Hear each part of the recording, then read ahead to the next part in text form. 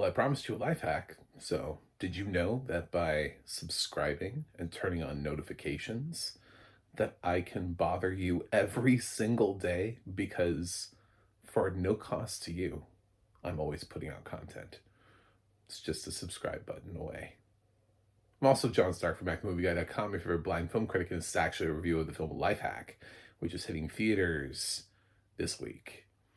And I got a chance to see it before it came out because they're that confident. It currently has like a 100% on Rotten Tomatoes, which seems like a tough score for a film like this to maintain. One of those Screen Life movies. Stars Georgie Farmer from Wednesday.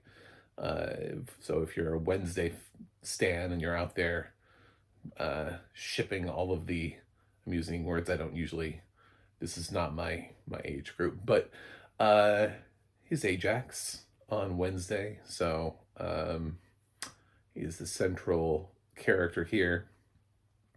So what is Life Hack? Well, it's one of those things like if you've seen Unfriended or Searching, it's one of those, it exists like entirely through screens, so you're bouncing around between seeing people pull up like instant messages and texting each other and FaceTiming, webcamming back and forth. So that's the setup, but we have a group of friends who are sort of like internet warriors for justice. So they go after people who scam, who set up traps and try to be like, I'm an IRS agent, and you're in big trouble. You better give me your credit card information quickly before, you know. So they're like, oh no, no, no, really? No, I don't. And then they turn the tables on those guys and go after them.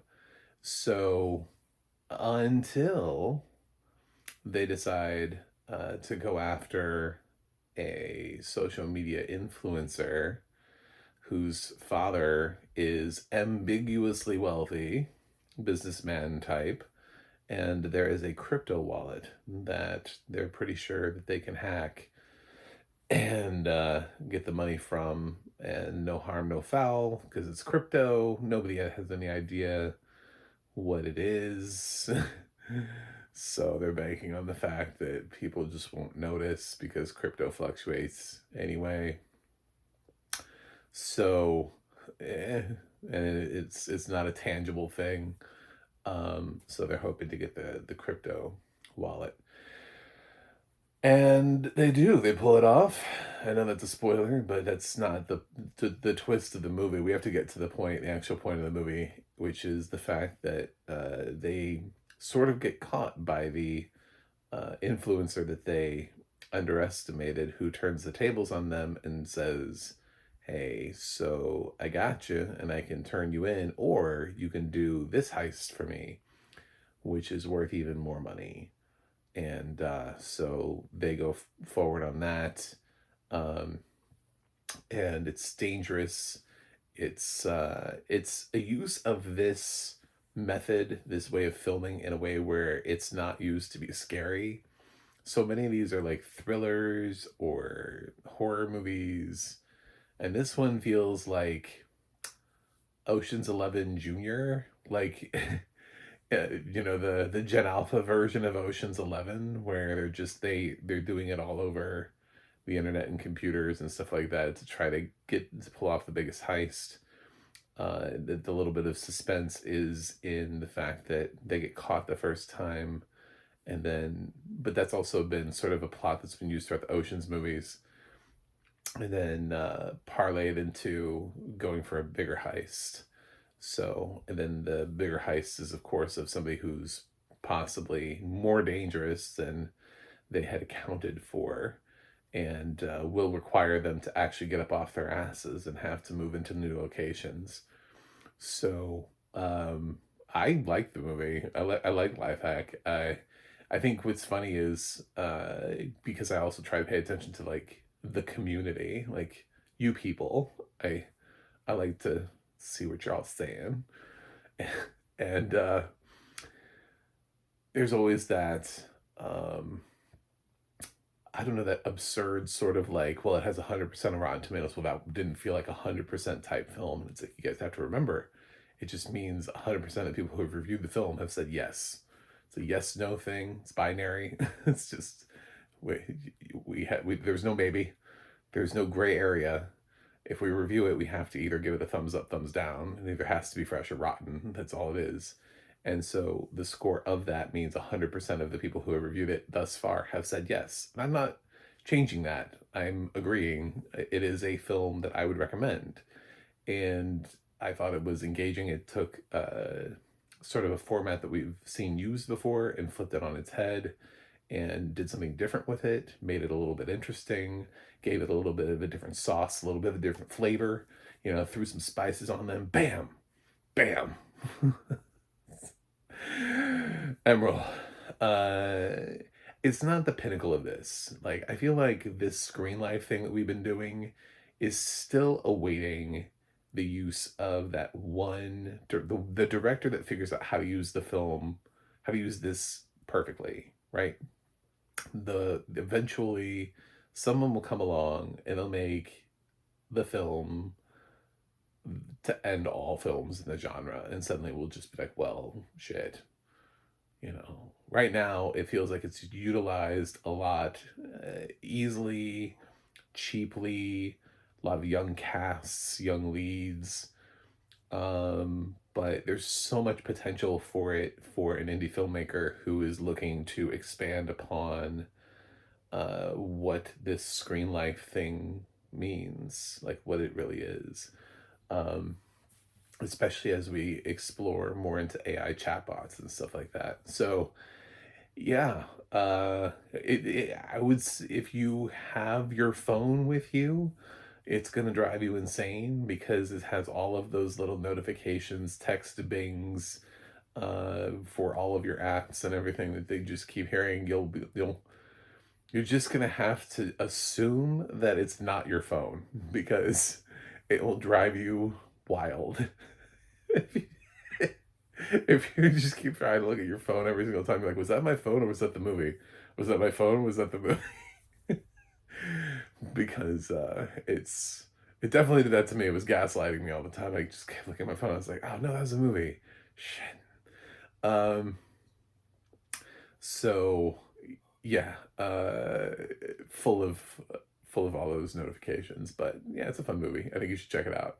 The only problem that I have and why I'm not like gushing and saying Lifehack is the best movie I've seen this year is it has a little bit of a problem with its lead. Now, Georgie plays this super cocky, like overly confident lead in a way that is grating and not in a way that's like suave. There's a way that like George Clooney plays Danny Ocean in a way that's just sort of like, hello, yes, I'm good at what I do. But it doesn't feel like he's dancing on your grave. There's a way that this kid does it where it feels like, you know, he's undefeatable, and we don't get a lot of backstory to him. It's just like he has like a dad that only comes by for Christmas because he lives abroad. That's the paper thin backstory. And his friend circle, they all don't really have backstories either. The strongest one is the kid who's trying to go to college but is poor, got accepted to Stanford, and like, how are you going to pay for it? Oh, what if we did heists? You'd be able to pay for. And they do tackle the reality too, because I was thinking that to myself. I was like, you know, the tuition to Stanford is not like 100K is not gonna get him the whole package at Stanford. Sadly, that's a little bit more of an expensive school than that, but um, yeah, so that's a little bit more of their motivation.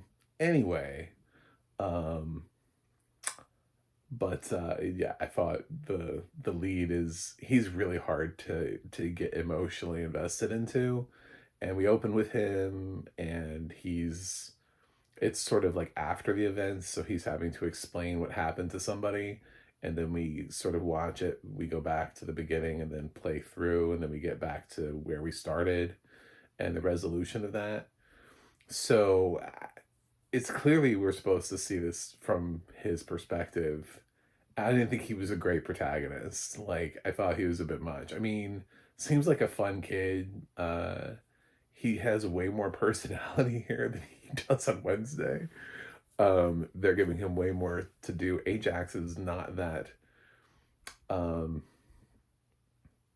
this feels like if you gave Ajax like 10 Red Bulls. Like, Ajax is a much more stoic and quiet character on Wednesday than this kid is. This kid is like bouncing off the walls. So, uh, I and he tries to have these moments with a girl where he's trying to, connect on an emotional level. And it's fine. He's young. I get it.